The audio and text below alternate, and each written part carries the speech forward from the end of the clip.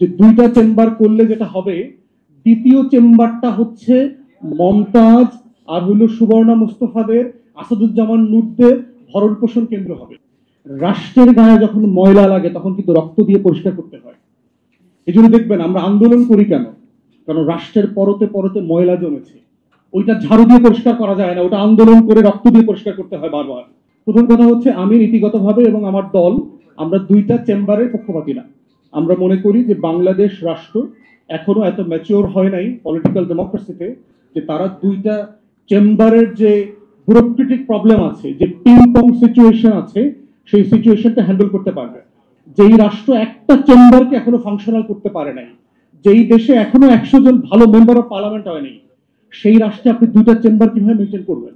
এবং আমি রিপিটেডলি বলেছি বিভিন্ন জায়গাতে যে দুইটা চেম্বার করলে যেটা হবে, দ্বিতীয় চেম্বারটা হচ্ছে মমতাজ আর হইল সুবর্ণা মুস্তফাদের, আসাদুজ্জামান নূরদের ভরণ পোষণ কেন্দ্র হবে। পাঠাও চলো দেশি ভাইবে, পাঠাও বাইকে 300 টাকা পর্যন্ত ডিসকাউন্ট। ডাউনলোড পাঠাও অ্যাপ নাও।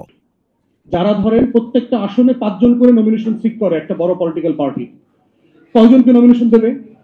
5 কোটি 10 কোটি টেন্ডার হাঁকাইলেন, কোরবানির গরুর মতো টেন্ডার হাঁকায় 5 10 20 কোটিতে তো টিকিট তো বেচবেন, বেচার পরে তারা 4 জন রয়ে গেল। তখন কি করবে? এদেরকে বুঝ দিবে, আচ্ছা তোমাকে বিআইডব্লিউটি এর চেয়ারম্যান বানায় দিব, তোমারে প্রতিমন্ত্রী বানায় দিব, তোমারে উপরের চেম্বারে নিয়ে যাবো। তাহলে যেটা হবে, রাজনীতিকে ঘিরে করাপশনের আমার আরো লুটপাট বাণিজ্যের একটা জায়গা তৈরি হবে।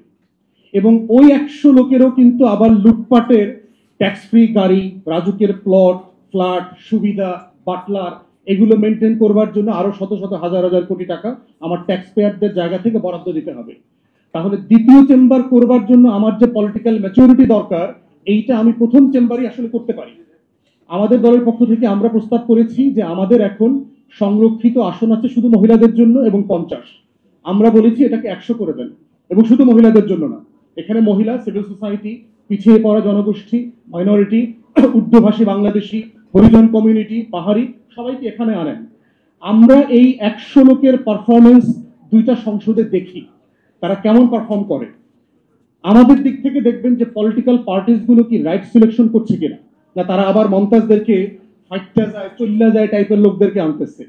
আর যদি মনে করে যে না, সিরিয়াস ক্যান্ডিডেট আসতেছে এই 100-র ভিতরে, আমরা দুইটা সংসদ পরে তখন সেকেন্ড চেম্বারে চলে যাব, যদি এটা ফাংশনাল হয়।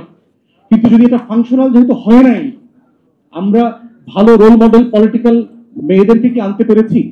আমাদের গত সংসদে এই যে মেয়েদেরকে 30 35 50 করে আনলাম, কয়জন ভালো ফিমেল পলিটিশিয়ান আসছে যাদেরকে দেখে ইয়াং মেয়েরা, তরুণীরা পলিটিক্সে আসতে আগ্রহী হচ্ছে না তো? কারণ যাদেরকে দেখে রিডিং করতে পারে না বাংলা, এরকম মহিলা এমপি আমরা দেখছি। বাজেট আসনে তার স্বামীর খুনের বিচার চাইছে, এরকম মহিলা এমপি আমি দেখছি।